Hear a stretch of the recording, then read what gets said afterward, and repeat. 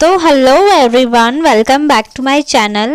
तो फ्रेंड्स देखिए, जो बिहार शिक्षक भर्ती है उसमें जो बीपीएससी टीआरई 1 था उसका कट ऑफ जारी हो चुका है कि कितने कट ऑफ पर सेकंड मेरिट लिस्ट आई है। साथ ही साथ जो इसमें 498 अभ्यर्थी थे जिन्होंने उस पर अपना आपत्तियां दर्ज की थी, जिसमें उनसे कहा गया था कि अगर आपको जितने भी नंबर आए हैं उसमें किसी भी तरह की आपत्ति है तो शपथ पत्र के साथ पोर्टल खुला हुआ था, उस पर डालनी थी। तो जिसमें से 498 अभ्यर्थियों ने आपत्ति जताई थी। साथ में जो बीएड डीएलएड वाले जो अपीयरिंग वाले हैं इनको मौका बीपीएससी टीआरई 2.0 में नहीं दिया गया है, लेकिन टीआरई 3.0 में इन्हें मौका मिल सकता है। ऐसा जो के पाठक सर सचिव हैं उन्होंने शिक्षा विभाग के उन्होंने ये बात कही है।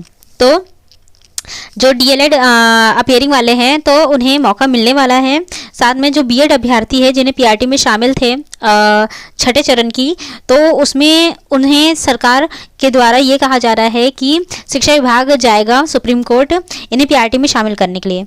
तो आज की सारी अपडेट्स हैं, तो चलिए वीडियो को स्टार्ट करते हैं और वीडियो पर लास्ट तक बने रहिएगा। तो देखिए फ्रेंड्स, पहली न्यूज़ है, आपको यहाँ बता दूँ मैं, पहली से पाँचवीं के 22,000 शिक्षक अभ्यर्थियों बीएड शिक्षकों के मामले में सरकार जाएगी सुप्रीम कोर्ट। तो पटना उच्च न्यायालय के न्यायाधीश के तहत पहली से पाँचवीं के शिक्षक पद के लिए अयोग्य करारे गए तकरीबन 22,000 बीएड योग्यताधारी नियोजित शिक्षकों के मामले में राज्य सरकार सुप्रीम कोर्ट जाएगी। और विश्वस्त सूत्रों के अनुसार शिक्षा विभाग के सुप्रीम कोर्ट जाने का मन बना लिया है और इस शिक्षा विभाग के स्तर पर सैद्धांतिक सहमति बन चुकी है। बीएड योग्यताधारी संबंधित 22,000 नियोजित शिक्षक राज्य के प्रारंभिक विद्यालयों में पहली से पाँचवीं के शिक्षक के रूप में छठे चरण में नियोजित किए गए थे। और पटना उच्च न्यायालय का फैसला आने के बाद से छठे चरण में नियोजित पहली से पाँचवीं कक्षा के बीएड योग्यताधारी तकरीबन 22,000 शिक्षकों में खलबली मची हुई है। उल्लेखनीय है कि पटना उच्च न्यायालय ने सुप्रीम कोर्ट के निर्णय के आलोक में 6 दिसंबर के अपने न्यायादेश में यह स्पष्ट किया था कि राज्य में प्राथमिक विद्यालयों में कक्षा 1 से 5 में बीएड योग्यता जो डिग्री धारक है शिक्षक के रूप में नियुक्त करने के योग्य नहीं होंगे। यानी पहले से 5 के लिए आपको भी पता कि सुप्रीम कोर्ट ने फैसला दे दिया है। तो साथ में बिहार जो उच्च न्यायालय है उसने भी ये कहा था, हाईकोर्ट ने, तो इन विद्यालयों में बीएड उम्मीदवारों को शिक्षक के तौर पर नियुक्ति पर विचार नहीं किया जा सकता है। और कोर्ट ने यह भी कहा कि नियुक्त शिक्षकों के मामले में एनसीटी के वर्ष 2010 के ओरिजिनल अधिसूचना के अनुसार योग्य उम्मीदवार की नियुक्ति बरकरार रह सकती है और की गई नियुक्ति के मामले में फिर से काम करना होगा।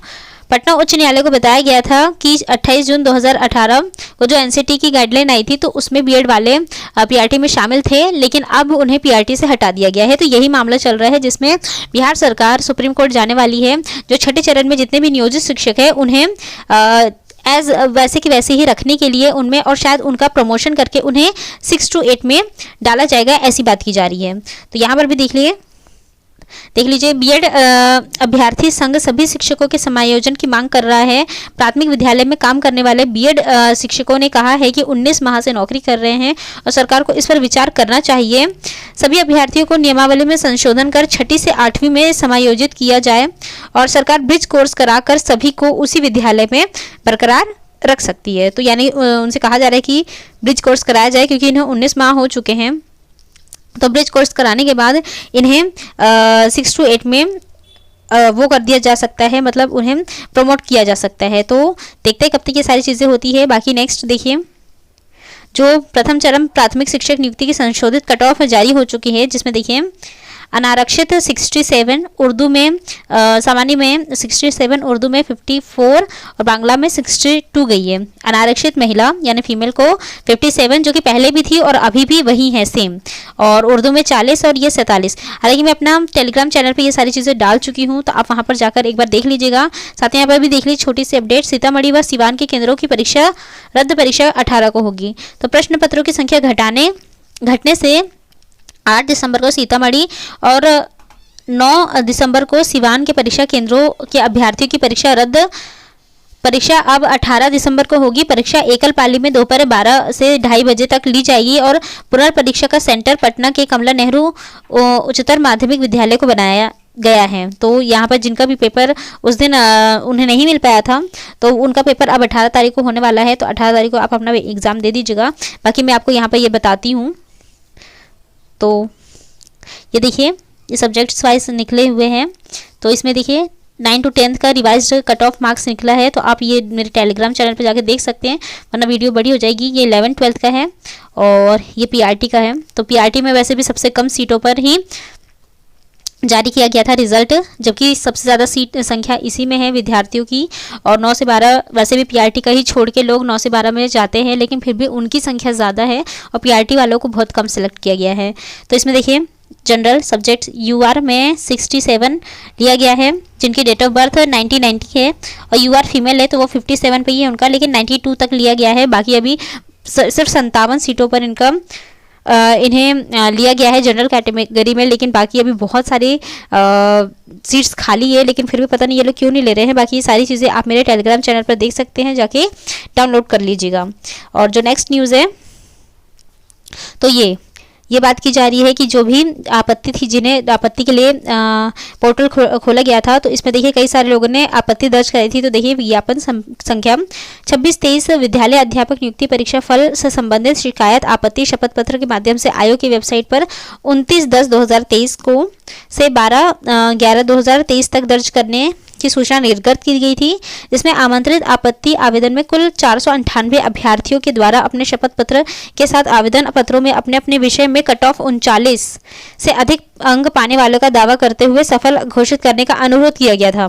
जबकि शपथ पत्र एवं ऑनलाइन पोर्टल पर अंकित विवरणी के आलोक में तथ्यों की जांच की गई और पाया गया कि उक्त संबंधित कोटि में कट ऑफ 39 है, जो कि ऐसे अभ्यर्थी का प्राप्तांक है जो वस्तुतः महिला व आरक्षित कोटि का है। तो सामान्य प्रशासन विभाग बिहार के संकल्प ज्ञापांक दिनांक 10/7/2007 और पत्रांक संख्या के 11/10/8 के अनुसार प्रतियोगी परीक्षा में सामान्य आरक्षित श्रेणी व महिला अभ्यर्थियों के लिए न्यूनतम आहर्तांक निर्धारित है, जिसे विज्ञापन के पृष्ठ संख्या 9 पर देखा जा सकता है। और स्पष्ट है कि वैसे अभ्यर्थी जिनका ज्ञापांक इन निर्धारित न्यूनतम आहर्तांक से कम है उन्हें मेधा सूची में शामिल नहीं किया जा सकता है, और फिर उन्हें परीक्षा फल में सफल घोषित करने का प्रश्न ही नहीं आता है। तो फिर इसके बाद इस प्रकार निम्न सभी अभ्यर्थियों के लिए निर्धारित न्यूनतम आहर्तांक से कम प्राप्त होने एवं एतत् संबंधी उपरोक्त प्रावधान की जानकारी होने के बाद भी आपत्ति दर्ज कर दावा पेश किया गया है, जो कि निराधार व गलत है। तो यानी कि इनके जो नंबर थे वो 39 से कम थे, लेकिन फिर भी इन्होंने, क्योंकि कट ऑफ इतनी ही गई थी और इन्होंने इस पर आपत्ति दर्ज कराई है, तो चूंकि इस परीक्षा में न्यूनतम आहर्तांक को शिथिल करने का प्रावधान रखा गया था, जिससे उन्हें अपने सफल होने को लेकर संशय हो सकता है, इसलिए उनके गलत व निराधार आपत्ति देने व इस प्रकार आयोग की छवि धूमिल करने के इस कृत्य पर सहानुभूतिपूर्वक विचार करते हुए मात्र चेतावनी के साथ निर्देश दिया जाता है कि भविष्य में आयोग की परीक्षा में सम्मिलित हो तो विज्ञापन में दिए गए निर्देश व आयोग द्वारा प्रकाशित सूचनाओं को अक्षरतः अध्ययन कर अनुपालन व सुनिश्चित करें। तो ये देखिए इनकी सारी जितने भी हैं इनके रोल नंबर से, ये रोल नंबर से सारे दिए गए हैं, जिसमें से 498 अभ्यर्थी है जिन्हें सिर्फ चेतावनी देके छोड़ दिया गया है, और ये कल की डेट थी। तो अब कभी भी अगर आप लोगों को किसी भी तरह की कोई भी दिक्कत होती है और आप किसी भी तरह की शिकायत या आपत्ति दर्ज करते हैं, तो पहले सारी चीज़ें पढ़ लीजिएगा, जो भी आपका विज्ञापन निकलता है उसके बाद ही कीजिएगा, नहीं तो आप पर फिर कार्रवाई हो सकती है।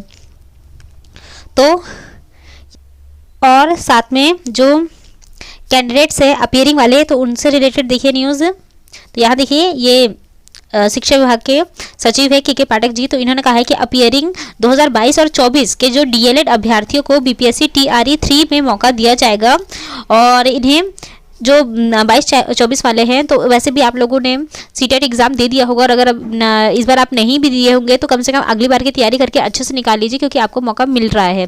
वैसे भी बहुत सारे लोग ऑलरेडी तैयारी कर चुके हैं, तो जो भी है सीटेट वाला एग्ज़ाम दे लीजिए और अच्छे से पढ़ाई कीजिए, ताकि आपको 3 में मौका मिल सके, क्योंकि हर साल वैसे भी ये लोग आयोजित करने वाले हैं अगस्त-सितंबर में। तो फ्रेंड्स यही थी आज की अपडेट, बाकी जो भी नई अपडेट होगी उसे मैं अपने वीडियो के थ्रू आपको बता दूंगी। मिलते हैं मेरे नेक्स्ट वीडियो में। Till then stay happy, stay healthy, bye.